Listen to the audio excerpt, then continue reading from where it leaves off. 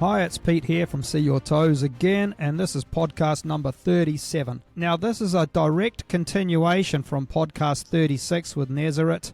It's about a therapist who has gone through quite a bit in her life. She started off helping others and ended up needing help herself, but in the process of getting help herself, she ended up sliding into quite a deep hole. This is her story about climbing back out of it. Now, importantly, if you haven't listened to podcast 36 or part 1 of this episode, please do so, because otherwise none of this will make any sense.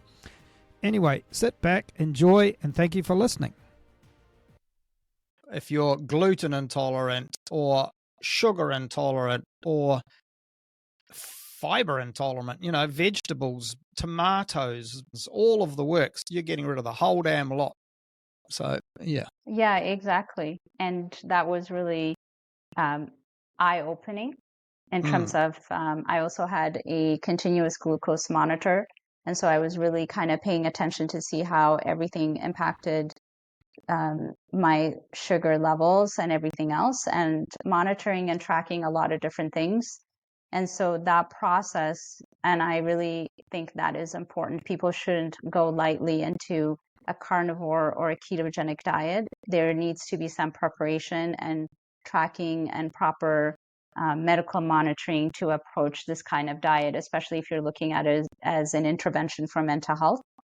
It can impact levels of medication. And so I would really highly suggest to people to do their research, or to even have somebody who has gone through the process as a coach and a mentor to help them in that process. And that's one of the things that I do today, is I do support people not only to navigate, like I said, the current mental health system, but also to implement something like the ketogenic diet and other holistic approaches, and have that support and mentoring throughout that process to help them go through that. Yeah, for sure. And it's important. And even if it's just for the first 6 months or a year, I guess, while they get a hang of it and they start to understand themselves, as you say, once they get their brains clear, of course, and they can start seeing. I've been ketogenic for off and on for about 12 years, and I'm still testing things. I found out not so long ago, I think tomatoes don't do very well for me, for example. They have a few little side effects, and it was only by accident I went carnivore completely from keto, and these side effects disappeared, and I thought, oh, that's weird. And so then as you do, I brought back other different foods, and those side effects didn't come back, and it was only when I brought in tomatoes, which I wasn't expecting. And I'm still debating on cheese, to be honest. I love cheese. I'm not absolutely sure cheese loves me. But that's what I'm getting at here is there's two things about it. One is you have to learn about yourself, what you can tolerate, what you can't. And there are so many chronic illnesses that we tolerate, not realizing it's diet-based, or it's a particular food, it's a particular chemical in that food that's causing the issues. And the second thing, of course, is we change as we get older. And I think that's with me. I think a number of issues are probably starting to be age-related, and I just have to wiggle around. And so it is a continual, it's like they say, they're continually moving the goalposts on me. But it's a good thing, because I'm physically, and I'd like to think mentally, in a really good place. That's from the food I eat.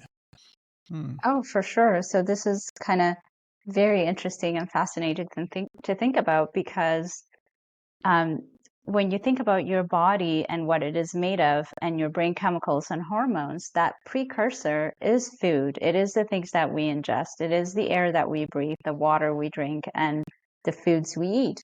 That's what brain chemicals and hormones and our body is literally made of. And so why wouldn't that have an influence? But the beautiful thing, what you're saying about, exploring diet and being able to be resilient throughout your life, even just this idea of getting older has to be this, illness laden and a terrible proposition. The truth is, I think if you take care of your body will take care of you, and you Yeah. can have, a vital, energized, productive, meaningful life. It's not perfect. Our bodies are not perfect, but you can really live a beautiful life. And a lot of people, I read on your website, would say you look like you're in your late 40s. And the same thing for me. People usually tell me I look much younger than my age. But I have always tried the best I could to take care of things. But I also realized over the years now that I have really been eating the wrong foods for most of my life. I have huge sensitivities to gluten. And yeah, I love dairy, but dairy doesn't like me. Um, Yeah. and I so love, it's just, yeah, yeah, exactly. I love pizzas. I love pizzas. If I yeah. eat a pizza, I will seriously regret it for about a week. I will have serious abdominal cramps for about a week. And so you think, okay, I love pizza, but I don't love it that much, honestly. Oh, no, And that, it's not worth it. Like no, you realize these foods, you eat them, and your body gives you a very clear signal, like this is not okay.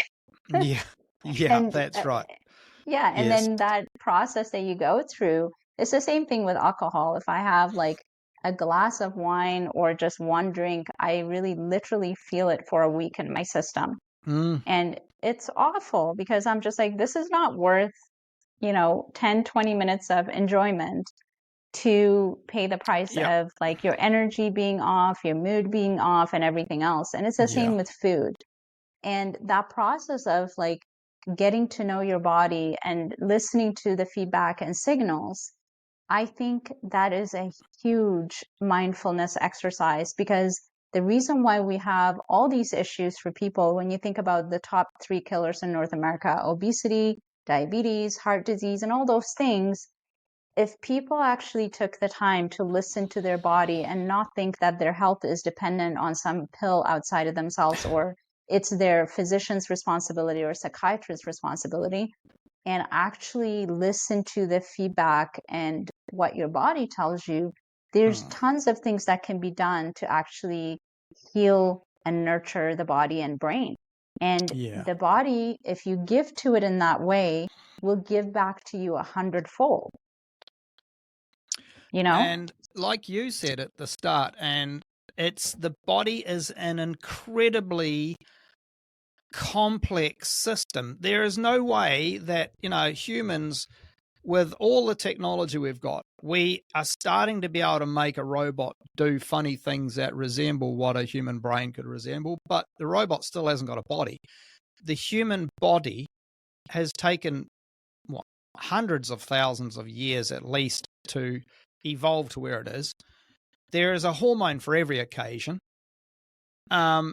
Most of these hormones are interrelated. So you go and change one and you're going to change all the other ones. You've got things like cholesterol, and I raved on a little bit too much in my last podcast. I felt a bit guilty about it because I love the concept of cholesterol. I love what cholesterol is. And then people get hold of it and chuck a statin in there, and it just screws up the cholesterol completely. And yet cholesterol's running around, moving vitamin D all around the place, moving hormones. Your brain's 25% cholesterol. No wonder you feel like you've got brain fog and a lack of sex life when some doctor puts you on a statin to reduce your cholesterol. It doesn't even need reducing.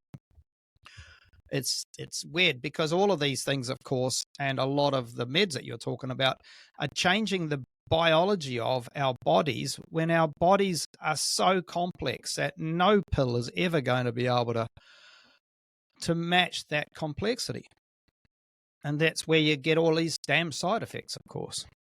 There you go. Oh, for sure. That's my rave done, for my rant done. I'm just amazed. Oh, And so instead of having your pills, why don't you look after your body? And I don't mean calories in, calories out. I mean, look after your body, put the right foods in there, and figure out what foods aren't correct for you. But nobody tells us these things, of course. The health authorities tell us to eat more carbs, carbohydrates. They tell us not to eat too much protein because that'll damage your kidney. Oh, don't eat saturated fats. Saturated fats are bad. Or watch out for cholesterol. All this sort of crap. And we know now that that's all hearsay. That wasn't actually scientifically based. None of that was scientifically based. Oh, for sure. And here's the thing. I find it very interesting too. I could go in a much of a rant as well around this topic because there is such a confusion about the human diet when, like you said, our bodies and brains have evolved over millions of years and they know, like, there is an intelligence in the body and it is capable of healing. And also, why is this complicated? Why is there so many different things out there that people, human beings, especially children and youth, are thoroughly confused about the human diet? We need air to survive. We can't live without air longer than 3 minutes. We need water. Our bodies are made up of largely of water. And we need a source of protein and we need a source of healthy fat. And carbohydrate is really optional for some people. So that's it. That is the human diet. There is nothing more than that. Yeah. It's not complicated. A little puppy, we had a little pug. He's never complicated about his diet. He's not conflicted about his diet. He knows what to eat and he knows what not to eat. Like, why are human beings so conflicted about food? And about the human, like what a human being needs to thrive and just be healthy. It's really not that complicated. And that is one thing I love about the ketogenic diet and the carnivore as well, is that it is so simple. Yeah. It is, when you go to the grocery shop, you know exactly what you're going to get and you're done in 10, 15 minutes. You come home, you don't have to worry about some complicated recipe and, be Martha Stewart in the kitchen. No, it is simple. Yeah. And you can just live your life. Food doesn't occupy your entire life. Like, what am I going to eat? Where am I going to go grocery shopping? And what recipe? And this and that. And it's just like, no, it doesn't have to be that way. You can just keep it simple and your body is going to love it and your wallet is going to love it. And you are going to be okay. It's going to allow your body and your brain to function as it was meant to. It is not complicated. Yeah. Yes, and your bowels are going to love it, and your stomach's going to love it, and your brain's going to love it, and your fingernails and your hair are going to love it. And your skin, yeah. Your skin's going to love it. And that's the thing, is when so many people, they switch to something like a ketogenic diet where they're eating a lot more fat and a lot more protein, and they're going, oh, my hair is so much better. It used to be all dry and now it's so much nicer. And my skin is really good. It's like, yes, it's because you've put oils back into your skin and you've given your body all that protein that your skin needs. Every cell in your body is made out of protein. So you need protein. So oh, for sure. And that was something I noticed too, is that I used to have all these problems with my cycle. And I think many women do, whether that's in your teenagers or if you're perimenopausal or menopausal. We're told all the time that we don't need fat. But as soon as I started, eating butter, I love just having a stick of butter from the fridge, like love it. Butter, bone broth, lots of fatty meat and ghee for cooking and all of these things. And also healthy MCT oil, coconut oil, avocados, like all these things, like healthy fats. My cycle is kind of, normalized, and absolutely nail, hair, skin, everything actually is improved. So to me, it's like, we have the makeup and beauty industry that tells you, put this on and buy this and do that. And I'm like, no, actually that inner beauty or beauty on the outside that you're looking for, whether it's a certain type of body or skin or how you want your skin to look or whatnot, it actually starts from the inside out. It is not something that you put on the outside. That's right. And think of how much money you spend on all of those moisturizers and hair care products that you could be spending on food. Oh, Anyone for who sure. says that a keto diet is expensive, for example, because they're eating all that meat, but then they're not eating all the carbohydrates. You're not buying all those biscuits and cakes and loaves of bread, um, and sweets and stuff. And then, like you say, you can cut down on your hair care products and your skincare products because your skin and your hair will start looking after themselves to a certain, to a much huger degree. There we go. We're ranting again. It's Yeah. yeah, it is just surprising because how did you find? And I'm probably not the right person to ask for this, but did you think with your cycles that was carbohydrate based as well? That having too many carbs would have had any effect or not? Oh, I think for sure. I think there were many different factors. One of them is like the diet and the carb and sugar. And like you said earlier, like we don't really know what else is in our food, all the different chemicals that people could have a reaction to. But I definitely noticed a huge improvement when I cut out those things, gluten, dairy, reduced carbs and sugar, that my cycle really normalized. It wasn't as painful anymore. I wasn't experiencing as much PMS.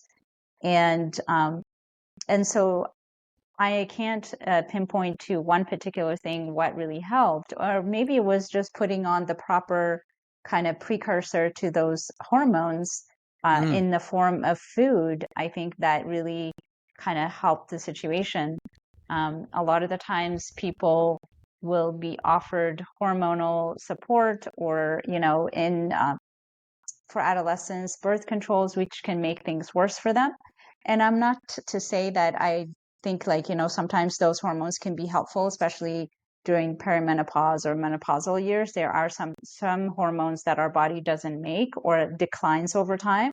yeah. But there is so much that can be done along the way to support your body to function on its own and to produce its own hormones. And Mm, so I think it's worth to explore that thoroughly and see how you're impacted by those foods. yeah. And one last bit, because otherwise people will think I'm a weirdo. But with your cycles, the other thing about it is you lose a whole lot of blood, and blood is a huge amount of protein. And so in the standard Western diet, we don't eat much protein. And so you've lost all this protein out of your body and it needs to be replaced. And you have to have a good protein diet to fix yourself. It's the same with anything. If you've been ill, if you hurt yourself, if your muscles get damaged at the gym, your body needs to heal itself, and it does that with protein. So I think the I, Western diet, the American American, Canadian, British diets, high carbohydrate, low protein, zero fat is the way we were all brought up, and that really is a recipe for disaster as far as your body is concerned when you think about it, isn't it? oh, for sure. As far as protein, I absolutely believe like the diet that people are told to follow in the Western diet, I completely agree with you. It creates a havoc in most people's health. Um, and I would say a majority, so I have the ketogenic diet is high fat, moderate protein, and very low carbs. So Mm, I do eat a lot of protein now, and I've noticed a huge difference in terms of just the body composition, and also it's satiating for one, like it holds you over for a period of time. You have, yeah, I have incredible amount of energy. That is one of the things I noticed that was huge. It's just yeah, like I really, in the beginning, I almost was afraid that I was hypomanic because it kind of resembles that when you go through the keto adaptation phase. But I would say my energy has never been better. Like my sleep is a little bit decreased. I can get away from with like 6 to 7 hours of sleep and sometimes a little less.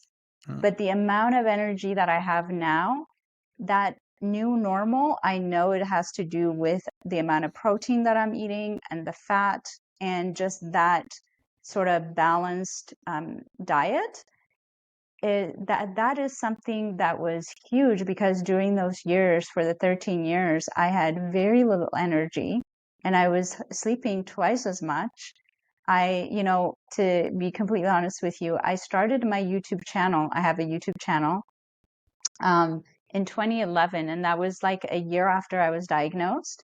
And I did absolutely nothing with it for those 13 years. I just couldn't be bothered, because I Yeah. had that intention from the beginning. That was about like a few years I was in acute care. I thought, you know what, I need to raise awareness about mental health, and I want people to know how people are experiencing mental illness and my experience and whatnot. That was my intention, to share that when I started the channel. Right. But I could not do anything with it because I was just barely keeping my head above water. And so I started back my channel about 6 months ago, but I also started a business, and I am coaching and consulting now. I am creating a digital product, a course in the background. I'm Oh, thinking about nice. writing a book. Like the things Hmm. I was able to accomplish in the last 8, 9 months, in the last year since I started going through this journey. But also even earlier, I am reconnecting with my daughter.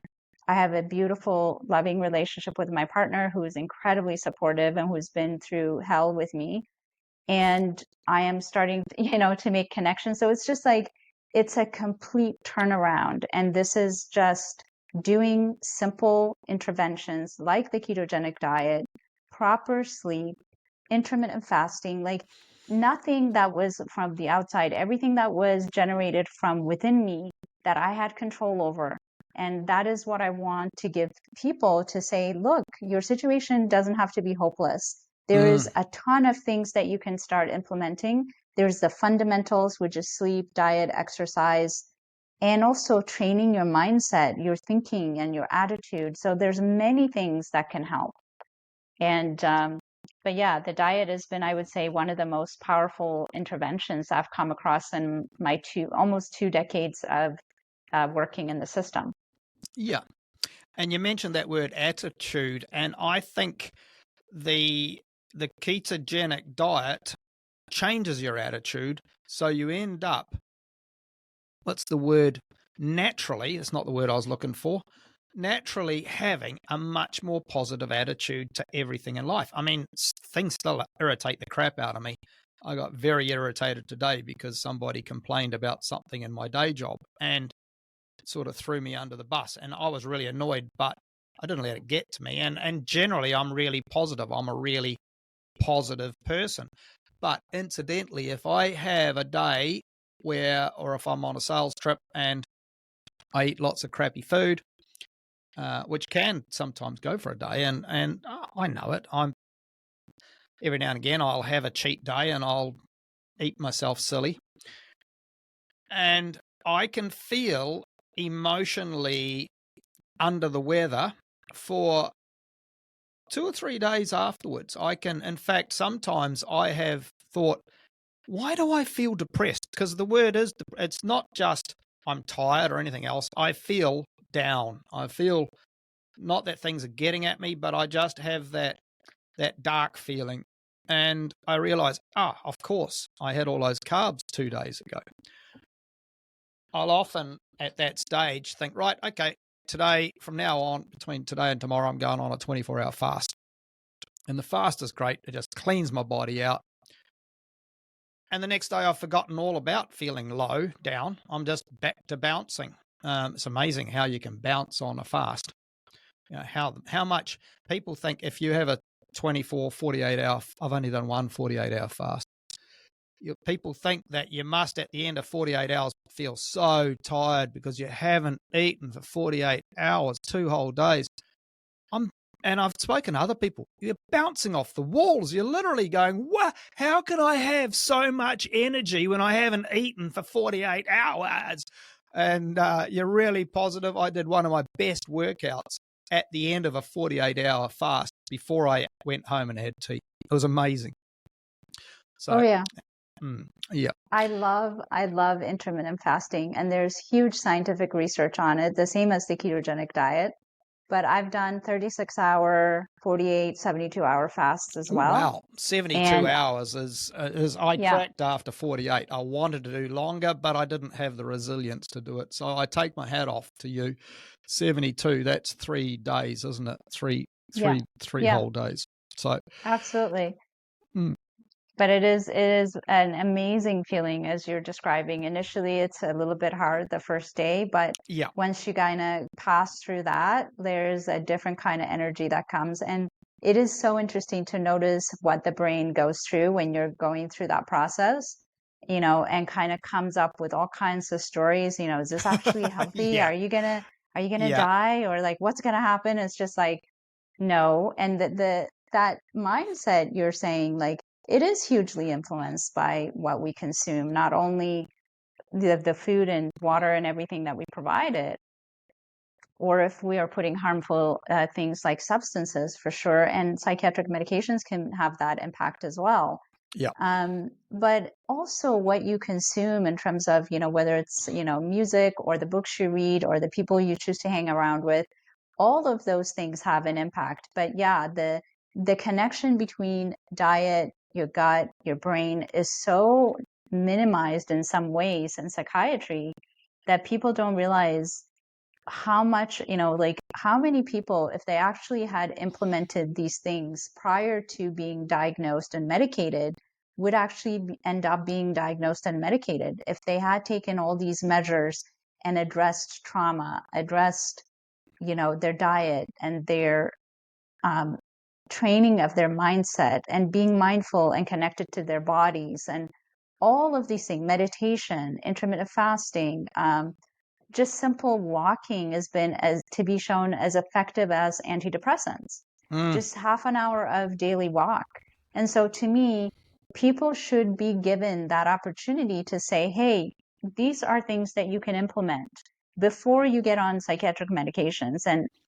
And if that is needed, that can be implemented as well as an approach, like a temporary measure, but it is not the answer. And people want a quick fix. That is kind of like a human being thing, yeah. but that's not going to give you long lasting solutions.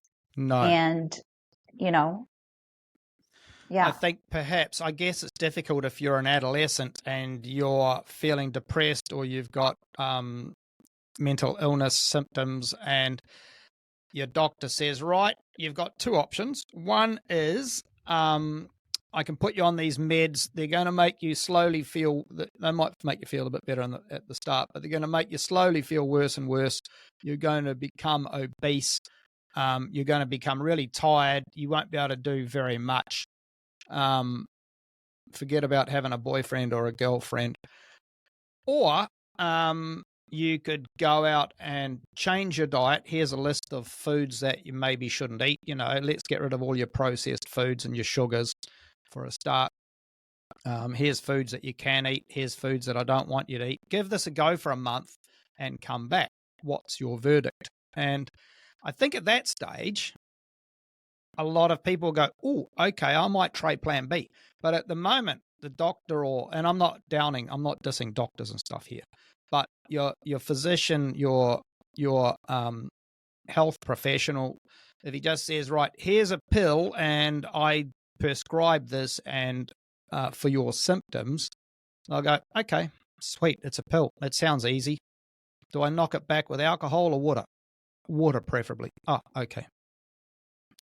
And they walk out, I guess, not yeah, knowing what future beholds. And oh, like for you say, sure.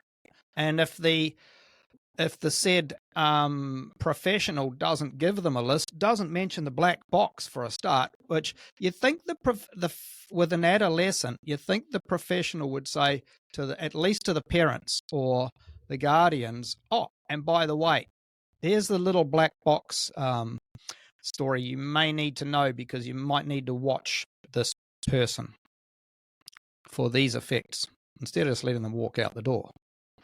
For sure. Yeah. Absolutely. It's not responsible and it's not ethical. No. And like I said, most often it's minimized. And then that exploration of different options in the beginning should be implemented and followed through and given adequate time. Because I think if people actually implemented those things, then you don't really have to go to the medication piece, because those things take time. It's easier to just give a prescription as opposed to really look at the complex issues that surround a kid or a person and actually come up with creative ways to help them to implement those things. That takes curiosity, patience, persistence, time, effort, and that's on both the clinician and the person's part. And our tendency in this drive-through kind of, instant gratification, we want everything what we want now, convenience, and not really willing to do that inner work and journey to implement these things. And it's not, the responsibility lies on both sides, the clinician as well as the client. But we are the people that, someone comes to us for help and support, it's our responsibility to direct them in what's in their best interest, what's actually going to serve them in the long run, and solve this problem for them and address it in an effective way. And so writing a prescription doesn't take very much. And then people are like going through that process of struggling and having to deal with contend with side effects of medications and all of the things that come with that. Is there a chance that one of the reasons that doctors, and I'm just saying doctors as a broad sweeping comment, professionals would rather suggest a medication, a pill or whatever, than a diet change? I mean, there could be two things about that. First of all, the physician may not know about the diet change. There's that possibility, because they haven't been taught it. But is there a possibility that the professional thinks, am I going to end up liable if this customer complains because after a month they didn't feel better, they felt worse because they did this funny food changing diet and they didn't take the tablets, they didn't take the pills instead? So, can you see a liability situation from the doctor's point of view? Well, the thing is, it's actually more safe for a person to implement a ketogenic diet or, an elimination diet or walk. There's safety in that. There's some risks that come with it, but they're minor compared to a person going and taking medication. To me, like most physicians and psychiatrists will tell you that they've never received training on nutrition during their medical or residency or in psychiatric training. And that I can say the same for myself as a nurse. So people don't have the tools. The same with, deprescribing and safe tapering. In these really critical areas, the training is lacking. I took a course from Dr. Georgia Eid. It's a clinician's training for ketogenic diet for mental health. And then I was exploring my own process and came across the carnivore and ketogenic community online. And that was like a real education, but that wasn't through my career or my university education. It was a personal sort of interest that I had. So I think a lot of clinicians are not confident. They don't have the training. They don't have the information. And they don't even have the time to do this. No, most doctors on average have about 7 minutes with a patient. And if you go to see a psychiatrist, they will talk to you for 45 minutes and you'll walk out of there with a diagnosis and a prescription. Yeah. Yeah. It's certainly a tricky one. And so a suggestion to people who are listening who may be feeling down that dark road is to, well, I guess the first thing is certainly contact you, have a look at your website, and also, like you say, I'm on X, as you know, on Twitter, and the keto carnivore community is quite vocal. They certainly won't hold back their opinions, and they come up with all sorts of things, though, recipes for a carnivore is pretty simple. You chuck a big lump of meat on a pan and you fry both sides, not very much. It still needs to be red in the middle, and then you eat it. Yeah. That's kind of carnivore's idea of a recipe. So, which is pretty bloody good. Like you said, it just, with a standard recipe diet, you think, oh, I shouldn't do that with my chicken. I did that 5 days ago. Whereas with keto, I've got lamb chops. I chucked them in the air fryer before I came on here, because it's evening in the UK where I am, and I'll eat those lamb chops with some salad, and that's it. And I had lamb chops last night and the night before because they were so damn nice. I just thought, well, and I know at some stage I'll get sick of lamb chops and I'll have to go and find some other meat to eat. But lamb chops are great because they're fatty and they're delicious. And you don't chop the fat off. You don't chop the fat off. You eat the fat. The fat's the good part. Mm-hmm. But of course, a lot of us have been brought up to demonize fat and think fat's bad. And if you eat fat, you're going to go to hell. And it turns out you're not. You're not going to go to hell at all. In fact, it's really good for you. Even saturated fat. Mm-hmm. Yeah. Mm-hmm. So, since we just stopped there for a second, is there other stuff you want to talk about? Is there other subjects and stuff you want to talk about? I think this has been pretty good. I think we covered a lot of things. I think so. I think we've done. I think we've done good. Yeah. Yeah. So, how can people get in contact with you? I think that's a standard phrase that podcast people ask for a start. How can people get in contact with you, Neseret? Sure. I have a YouTube channel, Neseret Bemient, and also Confessions of a Psych Nurse. It's the same channel. People can get a hold of me there. And I am also on X, Journey of Hope for You. And both of those places I'm pretty active.